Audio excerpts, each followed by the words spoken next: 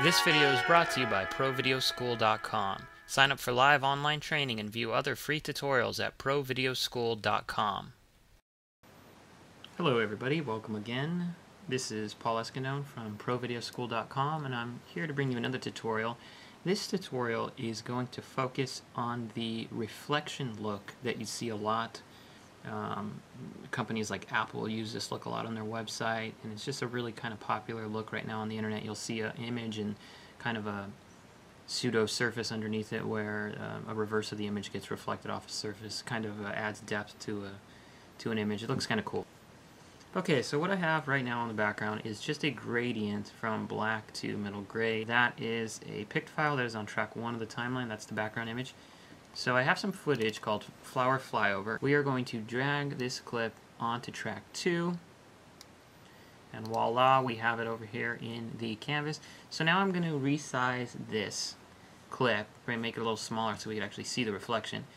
You could do this by double-clicking the clip in track 2, going to the motion tab, and setting the scale of 50 or some arbitrary number.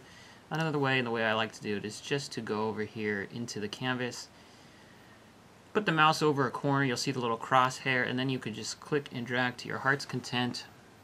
Let's just say right there. Okay, now I'm going to also click, hold shift and drag up. You hold shift so it doesn't move left or right, just up and down. And let's just say we're going to put it right there. Now you'll notice that this image is actually already cropped a little bit. That's what these other crop lines are for right here in the wireframe. Just because there was some black at the edge of this image. So let me click off of that. Whoop. And there's the image. No reflection yet, so that's what we're going to do next.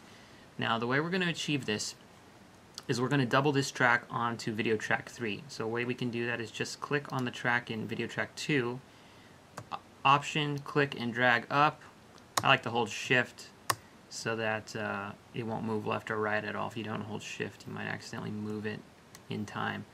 Okay, so there we go. So there's one image right on top of another.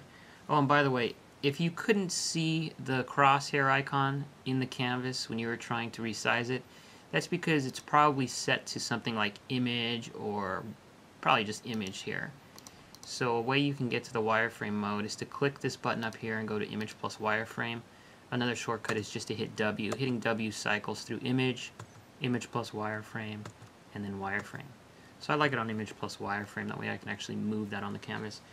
Okay, so now what we're going to do with the track that we have selected in video track 3, we're going to, with image plus wireframe turned on in the canvas, we're going to click over a corner. You should see the little rotation icon. Once you do, click and drag. We're going to rotate this exactly 180 degrees. You can do this by hand, or shortcut, if you hold shift, it'll rotate at 45-degree increments. So there we go, it's rotated. And now we're going to click and drag while holding shift again down to actually bring this down so that it's reflecting like a surface. Okay, and you'll notice when we do that, these things aren't, the images aren't lining up on the bottom here. So the way we fix that, we'll click the track in track 3, we'll go up to Effects, Video Filters, it is Perspective, and then flop. That just is the same as in Photoshop, doing a horizontal transformation. Yeah, horizontal. I can't remember the name of it. Anyway, so there it is. So it looks like sort of looks like it's reflecting right now, but since the opacity is the same on the top and the bottom, it's not really a sellable look yet. So we are going to have to put a matte over it. Now there's a couple ways to achieve this. I'm going to show you one way, and then I'm going to show you my preferred way second. So we're going to double click the video track in track 3, and then we're going to click Effects, Video Filters, Matte. Let's go with matte, or mask, not mask shape. We're going to do image mask. That's the first thing. Now you notice the reflected part looks all funky. Let's go into the Filters tab on the viewer. And under the image mask filter, there's a question mark over here. We haven't put an image mask, we haven't put an image into that image mask yet. So it's just kind of masking on itself based on the luminance value. It's not the look we want. So what we can do now, I'm going to click on the video tab in the viewer.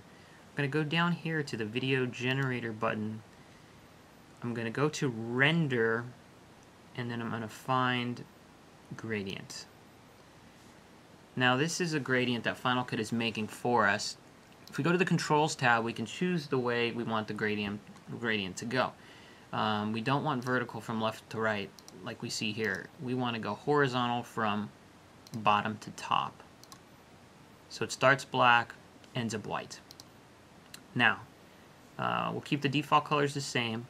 We're going to drag the new gradient over here into the browser. So now we have our, call it Paul's gradient. You'll notice I already had a gradient in there from when I did this previously as a test run.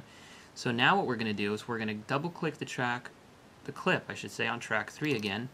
We're going to go over to the filters tab, and we're going to just drag that gradient into the little mask button in the image mask filter. And you'll notice when we do that, and we're going to keep the channel on luminance.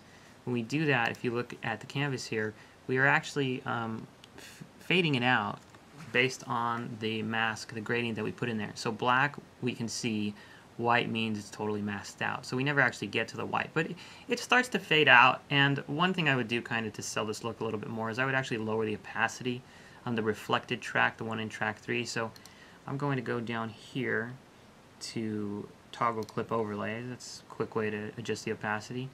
Just click on the line in track 3. You can bring it down to like 47, whatever. And let's deselect everything. So it's a pretty good look right there. It's not bad.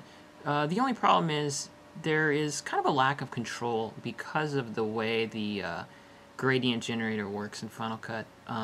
It's not bad, but I just want to show you another way to do this. I'm going to delete the image mask filter from the reflected clip, the one that is in track 3. I'm going to leave that opacity at 47, I think it is, just so right now this is even a believable look without going further, but we're going to try to go further to make it as good as we can.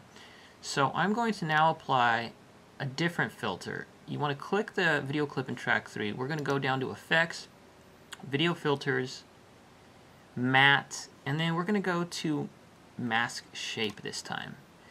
Now mask shape just you get to choose a shape. Choose a shape here in the drop down. The default is rectangle. We're going to keep it on rectangle, but you could do diamond, oval, round, rectangle. For what we're doing here, rectangle works fine. Now we're going to move the slider from 50 on horizontal scale all the way out to until we see the ends. And you can actually go further than the ends. It doesn't really matter. We want to get the whole horizontal image showing up. Now here's where it gets cool. We can change the vertical scale to kind of a, let's go down to 50 here. And then we're going to click the center little cross button right here. And then we're going to move the center until we can kind of see what's going to be faded out. Right now it's a hard edge because we haven't added a feather yet, but let's say right there, not bad. Let me deselect, Command-Shift-A, so we can see kind of what's going to happen. We just need to add the feather now. So we're going to add another filter to get that feather. The way Final Cut Pro works is you actually have to add the feather filter to get the feather. We're going to go down to Effects, click on Effects, down to Video Filters, down to Matte, and then right under Mask Shape, or right above Mask Shape, is Mask Feather. Actually, got to click the track in track 3 first. Okay, Video Filters, do this again, Matte, Mask Feather. And now the slider on Mask Feather, we're going to drag that slider, let's say all the way up to 100. So let's deselect everything, Command-Shift-A, and here we see kind of a cooler look here. Now we could tweak this. Once we have that feather set to 100, we could click the center button again in the mask shape and kind of tweak to what we want. Let's say we want to fade it out a lot quicker. I'd say this is kind of more the look that you see a lot on Apple's websites. This is kind of it. Okay, it's all rendered, and now we're going to play and see what we have. Ah, beautiful. For more of these tutorials, check out my website, provideoschool.com. On provideoschool.com, we're actually going to start online training classes so you can learn live through an instructor like myself over the internet. So really cool technology. We're just launching this October 2007. Check it out. I'm Paul Escondone. Thanks for watching this tutorial.